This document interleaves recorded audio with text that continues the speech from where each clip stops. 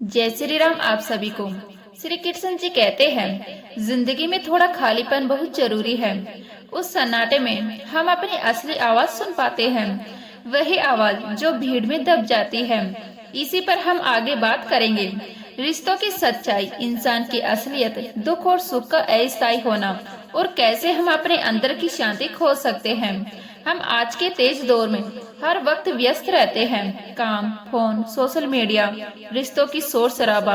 पर श्री कृष्ण जी कहते हैं, जिंदगी में थोड़ा खालीपन रखना बहुत जरूरी है। खालीपन का मतलब आलस्य नहीं, बल्कि उस अंतर का मतलब है जहां हम खुद से मिलते हैं। जब हम रुकते हैं तभी हमारी असली आवाज सुनाई देती है। वह आवाज जो बताती है कि मैं क्या चाहता हूँ, मेरी सच्ची जरूरत क्या है, मेरे डर क्या है और मेरी खुशी कैसी है। खालीपन हमें यह बताता है कि सभी रिश्ते और काम साथ रहकर भी हमें पूरा नहीं करते। असली शांति और संतोष भीतर से आता है। इसलिए रोज कुछ पल के लिए चुप बैठिए, चाहे 5 मिनट ही क्यों ना हो। उस चुप्पी में आप खुद से बात कर सकते हैं, प्रभु का स्मरण कर सकते हैं और अपने मन की हलचल को समझ सकते हैं। धीरे धीरे जमाना बदल रहा है। पहले रिश्ते दिल से जुड़ते थे, आज कई रिश्ते दिमाग और फायदे पर बनते हैं। लोग अब किसी इंसान को उसके दिल से नहीं, उसकी हैसियत, नौकरी या पैसे से हाँकते हैं। इसी वजह से कई बार हम महसूस करते हैं कि अपनापन कम हो गया है। बातें कही जाती है पर नियत में कड़वाहट होती है। लेकिन यह भी सत्य है कि सभी लोग एक जैसे नहीं होते। कुछ आज भी सच्चे हैं, पर इन्हें पहचानना मुश्किल हो गया है, क्योंकि मुखौटे भी अच्छे से बन जाते हैं। ऐसे में हम बुद्धि और विवेक का इस्तेमाल करना चाहिए। दिल से भी जीना सीखें, पर आंखें भी खोलकर रखें। हर किसी पर अंधविश्वास ना करें, पर फिर भी हार कर कठोर ना बने। सच्चाई और सादा दिल रखने से अंततः वही चमकता है। आज लोग आपसे अक्सर पूछते हैं, तुम क्या करते हो या तुम्हारी हालत कैसी है, पर बहुत कम लोग पूछते हैं, तुम कैसे हो।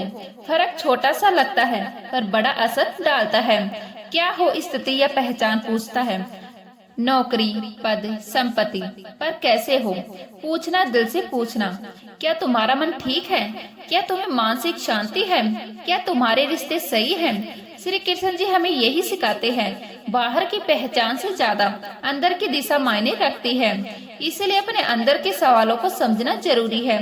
क्या हम सच में खुश हैं, क्या हमें किसी चीज की कमी है। इन सवालों का जवाब पाकर ही हम सही दिशा में कदम उठा सकते हैं। गीता में श्री कृष्ण जी ने कहा है कि कुछ भी स्थायी नहीं है, ना दुख, ना सुख, ना हालात। यह बातें सुनने में साधारण है, पर समझने में कठिन। जो आज दुख दे रहा है, कल वही हमारी ताकत बन सकता है। जो आज सुख दे रहा है, कल बदल सकता है। इसलिए हमें अपने कर्म करते रहना चाहिए, न कि केवल फल की चिंता करें। जब मुश्किल समय आता है तो यह याद रखें कि वह भी गुजर जाएगा।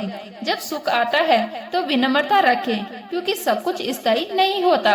इस दृष्टि से जीना हमें संतुलित बनाता है। दुख में धैर्य और सुख में संयम, यही बुद्धिमान जीवन का रास्ता है।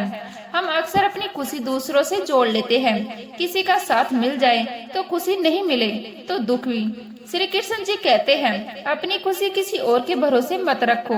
जो भीतर से खुश है वह अकेला रहकर भी संपूर्ण होता है।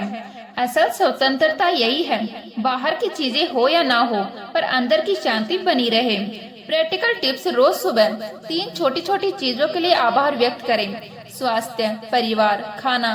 किसी पर बहुत उम्मीद मत रखो, अपेक्षाएं अक्सर धोखा देती हैं। छोटे छोटे आनंद की खोज करो।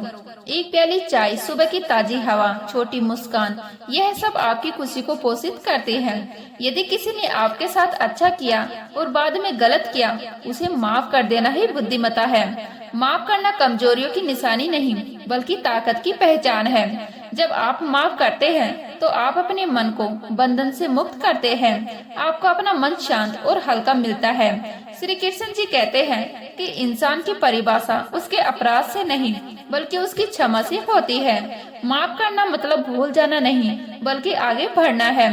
अपनी सीमाएं समझिए। माफ करते समय अपनी गरिमा भी ध्यान रखें।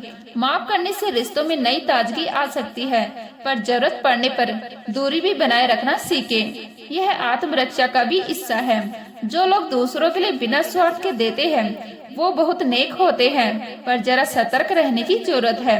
अक्सर देने वाला जब अकेला रह जाता है तो दुखी हो जाता है, क्योंकि उसे आदत हो जाती है देने की, पर लेने की आदत नहीं बनती। इसलिए लेने में भी बुद्धिमत्ता होनी चाहिए। अपनी सीमाओं का ध्यान रखे, बिना उम्मीद के दे, पर अपनी आत्मा का ख्याल भी रखे। यदि आप देने के कारण खुद टूट रहे हैं तो थोड़ी सीमाएं बनाना सीखे। नहीं कहना भी एक कला है। देकर खुद को खत्म करना धर्म नहीं, बल्कि संतुलन रखना ही धर्म है। कई बार लोग कहते हैं किस्मत खराब है, पर असल में अक्सर हमारी आदतें, हमारे निर्णय और हमारी सोच ही हमारी हालात बनते हैं। किस्मत को बहाना बनाकर हमें अपनी कमजोरियों को छुपाना आसान पड़ता है। अगर हम सच्चा प्रयास करें, सीखें, सुधारें और धैर्य रखें तो नतीजे बदल सकते हैं। श्री कृष्ण जी कहते हैं, कर्म करो, फल की चिंता छोड़ो, पर कर्म में सच्चाई और निष्ठा हो। किस्मत को दोष देना छोड़िए, अपनी कमजोरियों को पहचानिए और बदलने की कोशिश कीजिए। छोटी छोटी आदतें बदलकर बड़ी तब्दीली लाई जा सकती है। आज का इंसान अक्सर प्रोफेशनल सोच लेता है। रिश्ता वही चलता है जहां फायदा दिखे।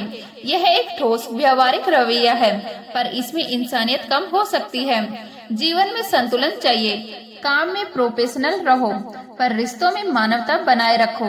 दिल से जोड़ने का अर्थ यह नहीं कि आप हर बार अपने आप को खो दें, बल्कि अर्थ यह है कि आप सहानुभूति रखें, समझें और जरूरत पड़ने पर साथ दें। रिश्तों का असली आधार विश्वास और पारदर्शिता है। अगर आप रिश्तों में ईमानदार रहोगे तो असल दोस्त मिलेंगे, भले ही वो कम हो पर सच्चे होंगे। कई बार चेहरे पर मुस्कान होती है, पर भीतर अंधेरा होता है। हर मुस्कान के पीछे दर्द हो सकता है, हम यह नहीं जान सकते। इसीलिए दूसरों के प्रति संवेदनशील रहिए। अगर किसी का मानना टूट गया है, आप एक छोटा सा सहारा बन सकते हैं। एक अच्छा शब्द, एक मुस्कान या सिर्फ सुनना बहुत बड़ा इलाज हो सकता है। एक छोटा वाक्य भी किसी की दुनिया बदल सकता है। तुम ठीक हो जाओगे, मैं तुम्हारे साथ हूँ, धीरज रखो। यह शब्द गहरे असर छोड़ते हैं। श्री कृष्ण जी का संदेश भी यही है कि प्यार और करुणा से लोगों को सहारा दें। हम अक्सर सोचते हैं कि हम हर किसी के लिए बहुत जरूरी हैं, पर सच्चाई यह है कि हर किसी के जीवन में हम उतने महत्वपूर्ण नहीं होते जितना हम समझते हैं। यह समझकर हमें धीमा होना चाहिए, न कि हतोत्साहित। मतलब यह है कि हमारी अहमियत खत्म होने पर भी जीवन चलता है, पर इससे हमें सीख मिलती है कि हमें अपनी पहचान खुद बनानी है, दूसरों पर निर्भर नहीं रहना। जब आप खुद को कम अहम समझते हैं तो बिना आप विनम्र बने रहते हैं, और विनम्रता जीवन में गहरा सम्मान लाती है। इससे आप खुद पर काम कर पाएंगे, बेहतर इंसान बनेंगे और वास्तविक रूप से जरूरी बनेंगे। लोग कहते हैं कि इंतजार करना कठिन है, पर कई बार जवाब न आना भी एक जवाब होता है। किसी के न आने का मतलब जरूरी नहीं कि उसने आपको छोड़ा है, शायद वह आपके लिए अच्छा है कि वह न आया। श्री कृष्ण जी हमें सिखाते हैं कि धैर्य रखना सीखें, वक्त का पालन करें।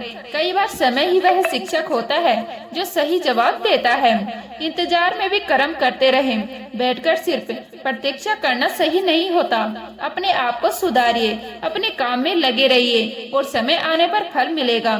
सच यह है कि बुरा वक्त अजीब होता है।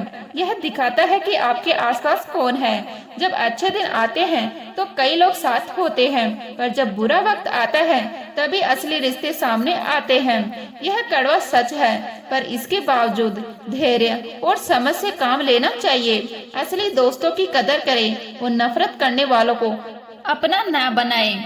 धर्म और भक्ति ऐसे समय में सहारा देती है। प्रभु की शरण में जाकर मन को शक्ति मिलती है। अगर आपका मन साफ है और इरादा नेक है तो झूठ की भीड़ में भी सच्चाई दिखाई देगी। सच्चाई हमेशा चमकती है, चाहे समय कितना भी कठिन क्यों ना हो। इसलिए अपने कर्मों के प्रति ईमानदार रहिए। बातों में मिठास हो, पर इरादे साफ और पवित्र रखिए। यह जीवन में स्थायी सम्मान देती है। जिंदगी की पटकथा हमें हमारी उम्मीद अनुसार नहीं चलती।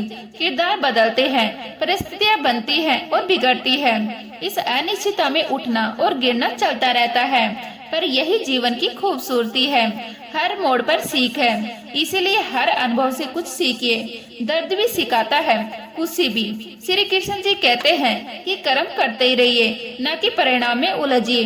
हर दिन नए अवसर देता है, उसे स्वीकार करने की हिम्मत रखें। अक्सर हमारी खुशियाँ बड़ी चीजों में नहीं, बल्कि छोटी छोटी बातों में छुपी होती है।